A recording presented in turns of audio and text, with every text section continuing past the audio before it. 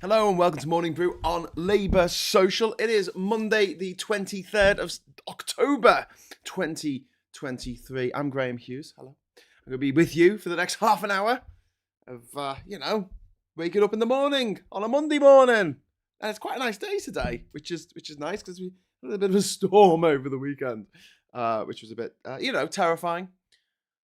Unexpected. But expected, because we're expecting more storms because of climate change. I watched Planet Earth 3, the first episode of Planet Earth 3 last night with David Attenborough, and it just left me with this raging sense of injustice about the fact that we've known about climate change since before I was born, and here we are, and we've done nothing about it. In fact, we made it worse. That's the only thing we've done. So what I want to talk about today is, first of all, hello, Francis. Thank you very much for the £2 super chat. That's very kind of you. Thank you. What I want to talk to you about today is the fact that Rishi Sunak is planning to cut taxes for the super rich. Like him and his wife.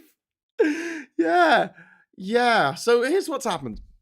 The Tories have just had the two of the biggest, most devastating losses that they have ever suffered in a by-election in history.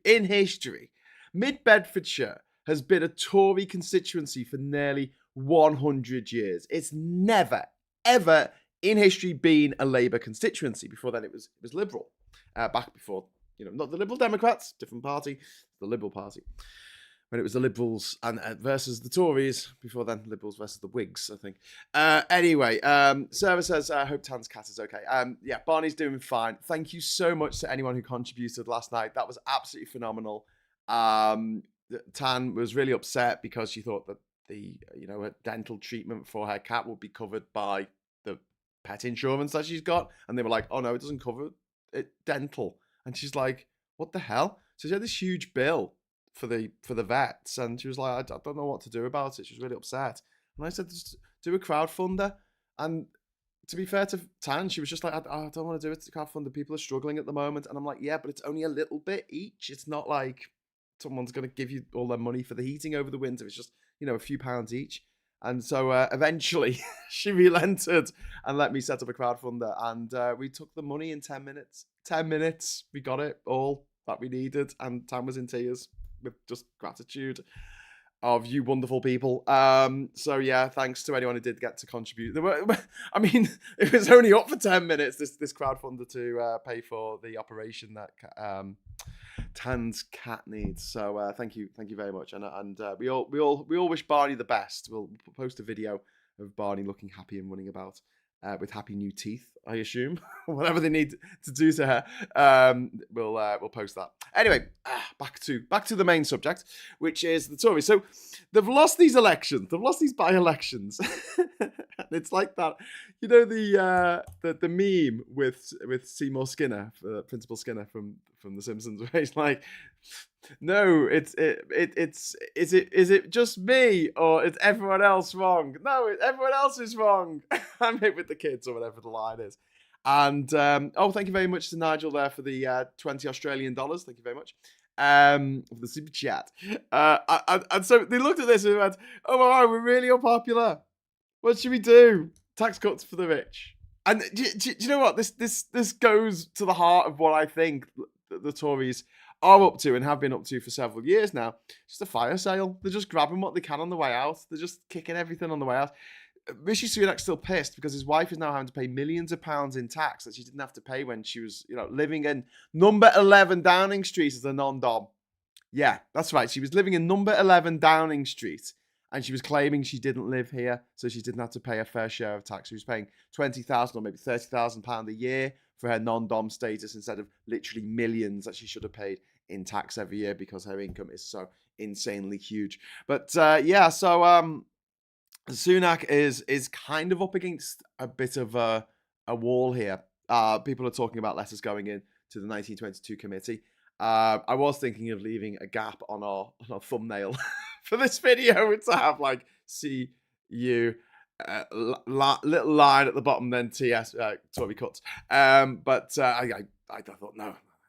I don't want anyone to misunderstand, but yeah, more Tory cuts. I picked that on purpose, as in cuts to tax, but also they want to cut benefits for the most vulnerable people, like people who are suffering from mental health problems, people who are disabled.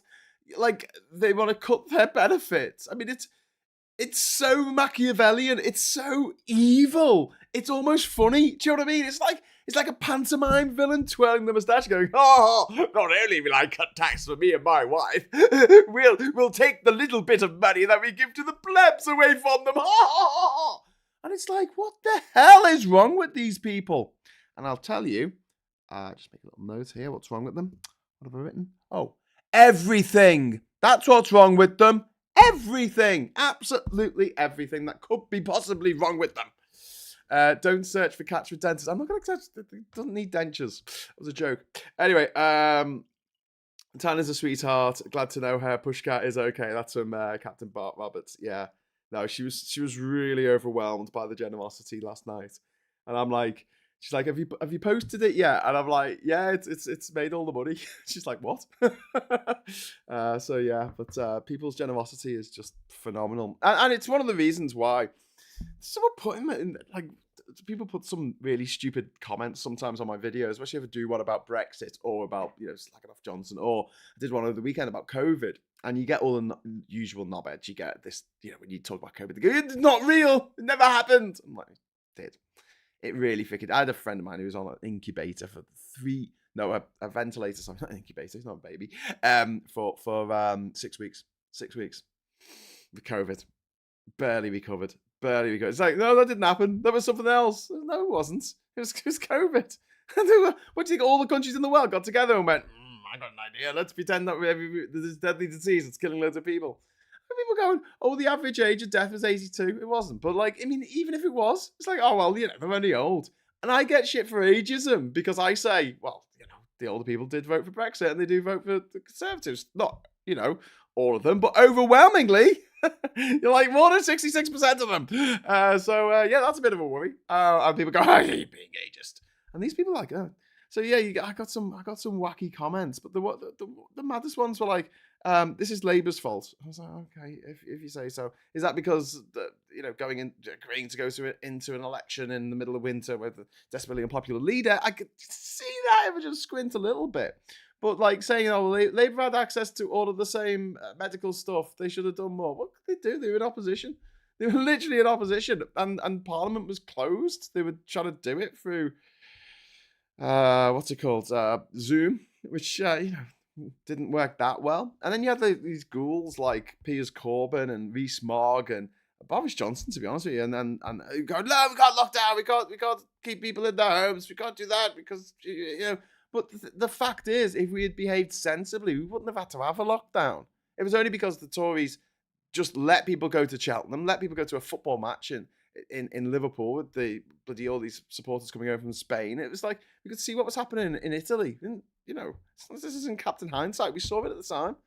Anyway, so yeah, a few weirdos come out when you start talking about COVID. And it's really interesting that it's generally the people who are richer, who probably have a German car with a personalised plate, who objected to being locked down more than anyone else. The ruling class, people who were privately educated, Lawrence Fox, Jacob Rees-Mogg, Boris Johnson, Piers Corbyn, who objected to it the most. Do you know what I mean? It was like, how dare they make me follow the same rules as the plebs? This is such an affront to my human rights. Because they never had to worry about their rights before, because they were born rich. So what do they care? You're like, they were born with like a massive amount of privilege, and anything that comes close to an equal society where we all have to abide by the same laws is an anathema to them. How dare they make me abide by this? Do you not know who I am? Yeah. Anyway, back to the Tories. So Tory tax cuts. Why are they doing this? Well, because Liz Truss has popped up again. She's just popped up. She's like, "Hello," and you're like, "Oh my God, what's that?" Oh God, it's a Liz Truss. A wild Liz Truss has appeared. And she's decided that she's going to publish an alternative budget a week before the actual budget. Okay. Right, what's it going to say? It's got tax cuts for the rich. Oh, okay. Why does it say on the front of this? It's got by 55 Tufton Street, and then that's been crossed out, and then your name, Elizabeth Truss, has been written underneath. Why is And why have you spelled Elizabeth wrong? That's your own name. How could you? Oh my God. Anyway, so she's put this out. Oh, thank you very much for the super chat, One Angry Pagan. The Tories are screwed up so much already, given how hard it is to find a place to live that isn't parents, the fact that grocery prices aren't stable, etc. How much more can they do to us? Exactly. Well, I mean, they could still turn the screws in the next few months, which is what I think they're gonna do. Trustnomics, says Rachel. Yes. Anyway, tax cuts for the rich. Okay. Budget cuts for everyone else. Oh, budget cuts for councils. Let them all go. Let them all eat cake. Wow. Okay. The ruling elite, ladies and gentlemen. The ruling elite. So she's going to publish her manifesto, her budget, and apparently a lot of Tories are going to vote against Jeremy Hunt, who's the actual, it's hard to say that word properly, isn't it? Who's our Chancellor of the Exchequer. They're going to vote against his budget in a sort of weird rerun of what's happening in America under the Republicans. Like, they can't agree on a speaker amongst themselves. Like, this is a party that wants to govern the country of America, and it can't agree literally amongst itself who they want for speaker. I mean, come on. Like, seriously, come on. Oh my God. But yeah, that's what we're gonna do. We're gonna have a situation in which you might have what's his name, Hunt, putting forward this autumn budget, and Tories might vote against it. And the Tory majority has been slashed from 80 when they got into office. I think it's about, is it 60 now? Someone Google it. What's the Tory working majority now? Because it's a lot less than it was. Because not only have you had by-elections, you also have people like Matt Hancock, who's now an independent MP.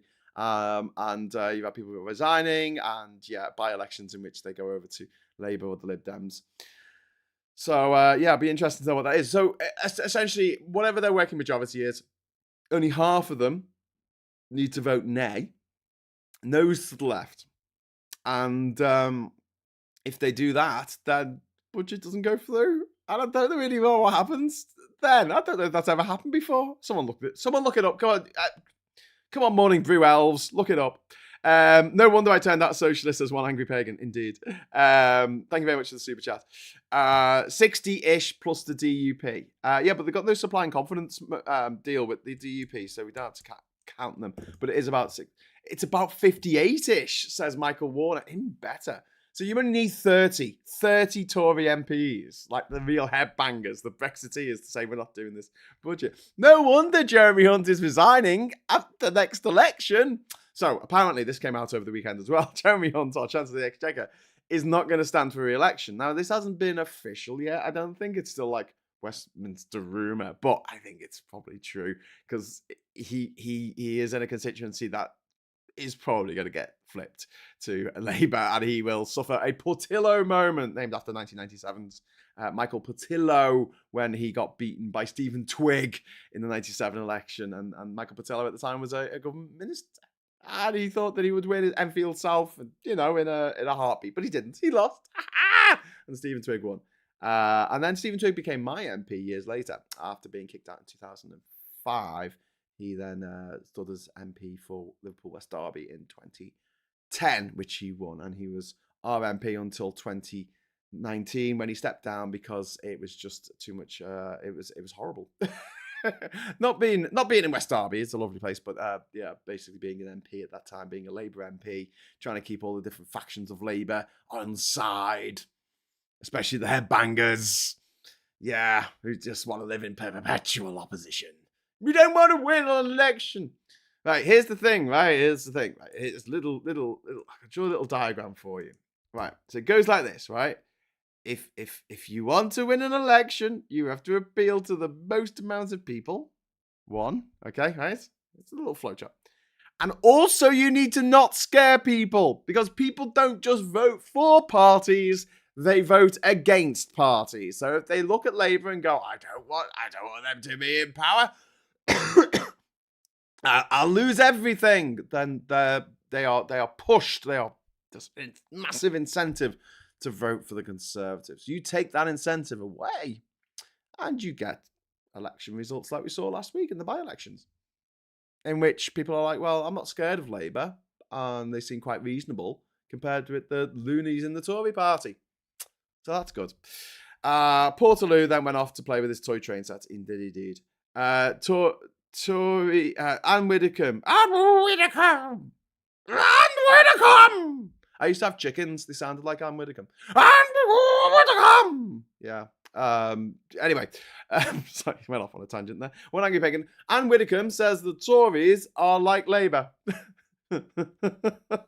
Okay, if you say so. The rules, yeah, but then that's she's probably beholden to the 55 Tufton Street line, isn't she? So let's have a think about this. So they want people now going into this next election. The big line is going to be the big lie for this election is going to be they're all the same. They're all the same. No, there's no point. It's all the same. They're all the same. And that's a narrative that we've got to fight against on the left, because otherwise it can subsume us. And we don't really want that, because that's what happened last time in the last 4 elections that Labour lost, and we're not losing a 5th, okay? Okay, so when you're doing your election, just, you know, you've got to be quite popular amongst normal people, not just politics wonks. I'm a politics wonk, it's fine. But not just politics wonk, you've got to be fairly popular, and you've got to not scare people. There you go. Pretty simple. If you are only popular amongst politics wonks and you scare people, then you're not going to win the election. I guarantee it. I guarantee it. Countdown to Power. He generally did help me in 2016 when he had to go on his DWP tribunal. Actually, him respond to that too, not just his secretary. I don't know what you're referring to there, but yes, indeed. Yeah. But yes, Tories doubled down on their idiocy is the title of this video this morning, because they've really there's going to be letters going in now into the 1922 committee to Graham Brady, I think is the head of the 1922 committee. This is a backbench committee, and if X number of letters go in, it's a percentage of the number of MPs they have, so it's actually fewer letters than needed last year, or the year before. And so basically, if that many letters go in, then it triggers a leadership election. And there are rumours about letters going in about Rishi Sunak. So to try and placate the 55 Tufton Street headbangers in the Tory party, this weekend, Rishi Sunak said, yeah, we're probably going to bring in some tax cuts for the super wealthy. And the rest of us are like, oh, really? Thanks. Great. It's at a time when the 400 quid we got off the government for our heating bills isn't going to happen this winter. So our winter fuel bills, even though they're technically lower, are actually in actuality. So they're what's the word I want? I mean, hypothetically, they should be lower. But actually, in actuality, they are very much higher for many, many people. And the Tories are just talking about tax cuts to the rich. I mean, imagine responding to something as devastating as losing an election, 2 by-elections, the worst defeat they've had in decades, the Tories. Imagine responding to that by going, yeah, tax cuts for the wealthy. That's what society needs. Unbefrickin-leavable. Right, I'll just jump into the chat a little bit more. Richard says, she seemed to be trying to get people to vote Reform, so good luck to her. Well, Reform, which is Richard Tice's party, privately educated, of course, he is planning to run a candidate in every single constituency in the UK. So maybe even in Northern Ireland as well, which Labour don't do, by the way. Labour don't run in Northern Ireland, they just run in Great Britain. But yeah, I mean, if he does that, it's okay, fine. He's only going to take votes off Tories. I always thought Anne Widdecombe was foul. I like it. Who's running the Tory? Who's running the country? Tufton Street or Downing Street? Tufton Street, Scarlett. It's been Tufton Street now since 2015. It really has, because they helped what's his name, Cameron, win that election, which he shouldn't have won in 2015. All signs were pointing to a Tory loss. The Tories were kind of surprised that they won it. outright. They thought maybe it'd be a hunk parliament, maybe they'd have to do another deal with the Lib Dems. The Lib Dems got wiped out, and the Tories won. And one of the reasons why was because Tufton Street wanted it, and Tufton Street, and but also there's a lot of Russian interference that goes on in UK politics, and people go, oh, you sound like a conspiracy theorist now, Graham. There's plenty of evidence that the Russians have interfered massively in our elections and the Brexit referendum, which has never ever been investigated. Winds me up that. It's like, imagine there was a murder next door. Literally, your house, right? There was a murder, or your flat next door, there was a murder. And it was like, what, 7 years ago now? And it's never been investigated. And you're sitting there going, well, I can't investigate it because that's not my job. But like, surely someone should investigate that murder that definitely happened next door. Yeah, well, we know a murder happened, but we haven't got the resources to look in. There's no public will. There's no public will to look into it. Let's just, let sleeping dogs like, someone was bloody murdered! God damn it! Ah! Sorry, did I just wake you up? Miliband tried to eat a bacon sandwich. Yes, that was always his downfall. I'm in heaven. A dodgy B&A British B movie has just started on TPTV. I don't know what that means. I tried looking for the article where Spaffer's dad admitted to visiting Putin's bot farm yesterday. Couldn't find it. Oh, really interesting. Spaffer's dad is a scumbag. He's the guy who once beat his wife so hard she ended up going to hospital. And this guy's allowed on the telly, along with Russell Brand and Rolf Harris and Jimmy Savile and all those other horrible, horrible people who, for some reason, are allowed on the telly. And I don't understand why. There's people who can present. There's people who are, fairly reasonable people who aren't absolute monsters. You can put them on telly and say, no, let's do a show about Stanley Johnson digging his greens in his garden because people will watch that. He's very entertaining. I'm like, yeah, he's a wife beater. He's a wife beater. Everyone knows he's a wife beater. He shouldn't be on TV. He should be in jail, really, for his crimes, but we don't live in that kind of society. He's rich. Thank you very much to One Angry Pagan. Sunak, I have a cunning plan. Truss, hold my glass. Where's Truss come back? I mean, wouldn't you just... She's not hiding under a table. That was said in Parliament. That was literally said in Parliament by Penny Mordaunt when she stood in for Prime Minister's questions for Liz Truss, because Liz Truss was hiding under a table.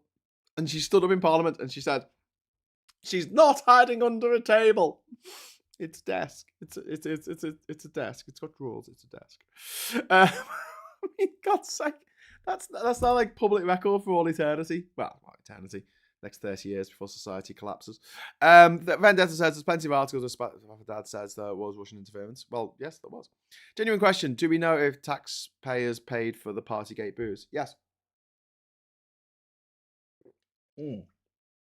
Almost certainly. Almost absolutely certainly. Because MPs and Cabinet Office and the press office, they have a set budget that they can spend on stuff. And where do you think that budget comes from? It doesn't come from them selling news articles to the news of the world. No, it comes from taxpayers. We paid for all that booze, essentially. I mean, I don't know if we paid directly for the cocaine. I think that was probably paid for by the staffers in Number 10 and Boris Johnson himself, maybe, allegedly. But yeah, definitely the booze. That would have been down on expenses. Yeah. It's a bit like the subsidised bars. I did a video last week, didn't I, on the subsidised bars in Parliament and how disgraceful it is that struggling, hard-working British families, British people are really up against it at the moment.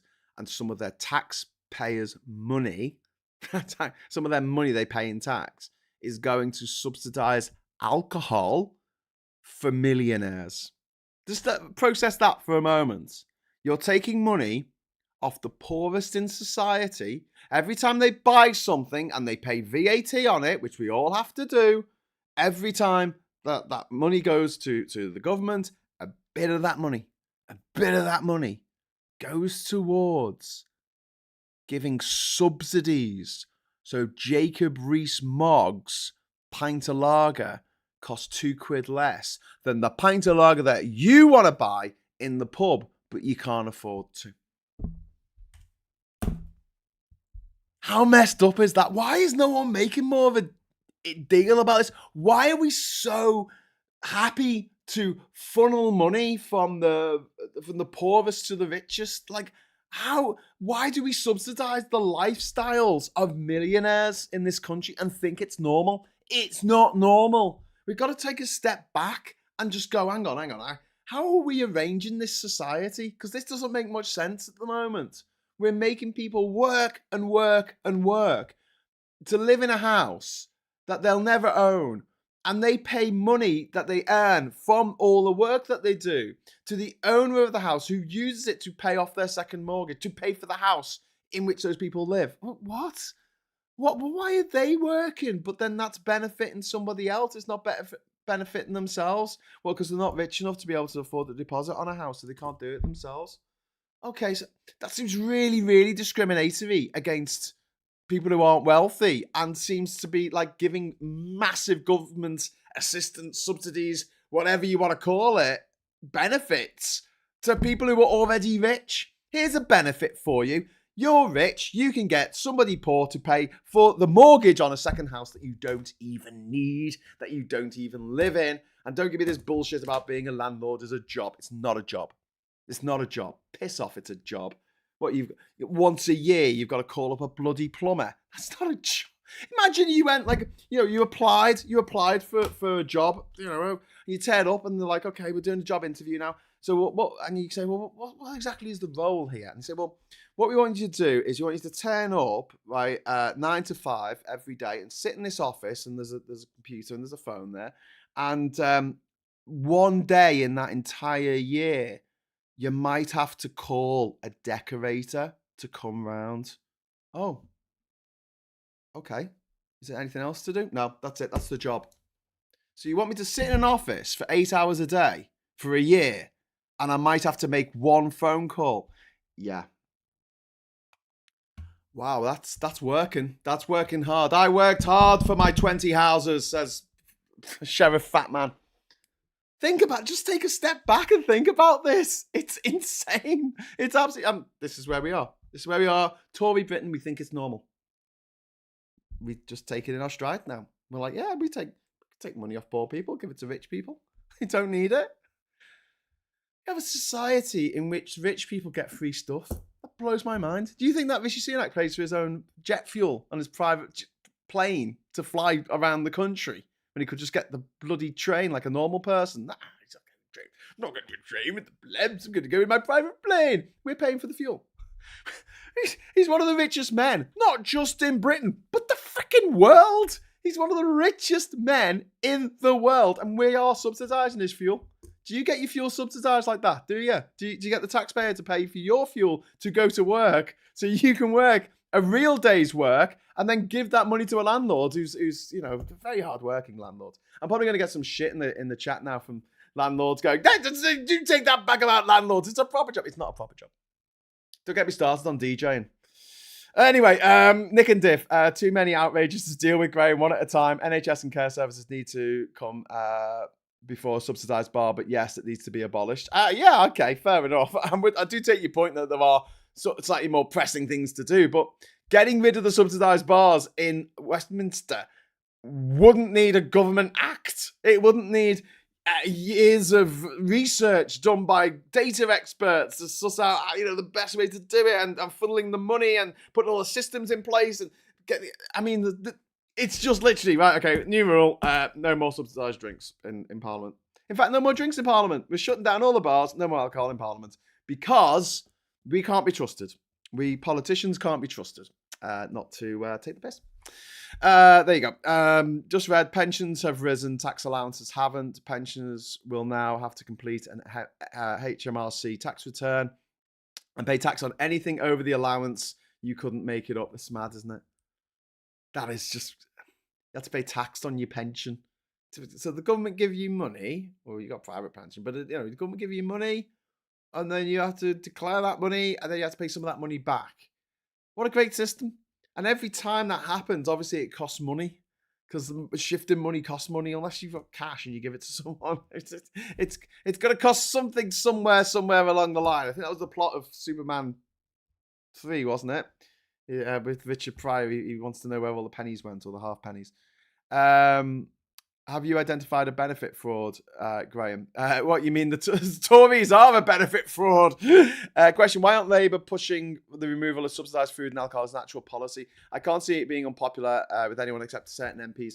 Well, what I think that Phil would say to that question is that the Labour Party at the moment are looking at what people are saying on the doorsteps, what they're being told by voters as what their priorities are. And you know what, Nick and Diff's got a really good point there. There's too many outrages to deal with all at once. They have to prioritize, and unfortunately, subsidized food and alcohol isn't going to be one of their massive priorities. But that doesn't mean they can't bring it in. That doesn't mean they can't bring it in. And I think they definitely should. We had a parliament where the people in parliament during COVID didn't want to give children food. They didn't want to give children who were hungry in this country, they didn't want to give them food. To teach them a lesson or something. I don't know. I don't know how rich people think that they're... I do know how they think, actually.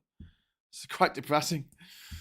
They think that poor children are lazy and they deserve food. That's what they think. The case for a revolution has never been so strong in this country. I swear it. Carter the Unstoppable Sex Machine. Thank you very much, George. I tried to make a reference to Carter at least once in every one of my chats. Dodgy Scampton says there won't be any landlords listening to this. They're too busy waiting beside the phone. Brilliant. He married into a lot of money. But yes, Sunak also made a lot of money out of betting against the British economy, effectively, in the credit crunch. Yeah, he made loads of money out of the credit crunch. He made a ton of money out of the credit crunch. He was one of those, what are they called? Canary Wharf type lunatic. City of London bro. He was a City of London bro. Made lots of money. Bastard. Countdown to Power says, I got £5 to live on for a month once. When I called the DWP, they offered me budgeting advice, as if budgeting advice can make £5 last a month. Sanction was overturned, but not for months. I'm really sorry to hear that. Countdown to Power. It makes me feel sick that is what people are given.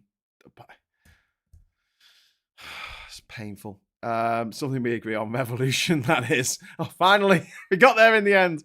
But one of the big things that we need to do over the next few years, and this isn't just on Labour, it's on us, society as a whole. And I think that we're getting there. I'm going to wrap up on this thought. It was mentioned again on Have I Got News For You on Friday, but only 1% of 18 to 24-year-olds say they're going to vote Tory in the next election. 1%, and that gives me hope. That 99%. So that means that people, no matter what their background, no matter what their wealth, no matter their ethnicity or sexuality or whatever, all of them are like, I'm not voting for the Tories. I'm not voting for that is brilliant, right? But what is also needed is an absolutely massive cultural shift in the way that we view society, the way that we view our communities, the way that we view our relationship with each other. And one of the big things that needs to come of this whole horror show that's been going on for the last 13 years, it'll be 14 by the time they yeeted out of office, is that we need to readdress the very social contract that keeps things in place, and understand that there are people out there, powerful, wealthy people, who are willing and able to manipulate the social contract to their own ends. And we've got to stop them. We've got to absolutely stop them. And we've got to look at the social contract and go, what do we want out of this? We give up certain rights to our leaders in order for security, so we don't live a life that's nasty, brutish and short. But life is becoming more nasty, brutish and short under the social contract that we have with this current government and with other governments around the world as well. Especially you look at the Trump government, it was absolutely vile. It was just disgusting. And hopefully he's getting his comeuppance now because everyone's turning against him in his court cases. So I gotta like that. Anyway, so before I go, I'm just going to say thank you to everyone in the chat there. Sarah says, when my dad died in January, I'm sorry about that, Sarah. He died on a Tuesday. They stopped his pension and sent my mum a £600 bill. Oh my God, Sarah. Plum Duff says that's disgusting. Absolutely right. Plum Duff, bloody hell. This is what needs to be readdressed. We can't be just going, oh yeah, that's what happens though, innit? And we have to make sure that the people who are sending out these £600 bills after someone's died have some, I don't know, sensitivity training. You know, that woke nonsense that Priti Patel and Suella Braverman and Stephen Barclay all whinge about. It's necessary. They're going to, I could do a whole episode about this. They're going to do a thing in the NHS where they're trying to get rid of all the diversity counsellors and things like that, which is just horrific. It's just that, like, the idea that this is some woke nonsense. Black women are 4 times more likely to die in childbirth than white women in this country today, in this day and age. Don't tell me that things need to be put in place to give people of different ethnic backgrounds and different sexualities and etc. more protection against stuff like that. And it's like, oh no, we've got to get rid of this woke nonsense. Not woke nonsense. It's saving lives. And if not sending a 600 bill to a grieving widow is woke nonsense, then I'm all for it.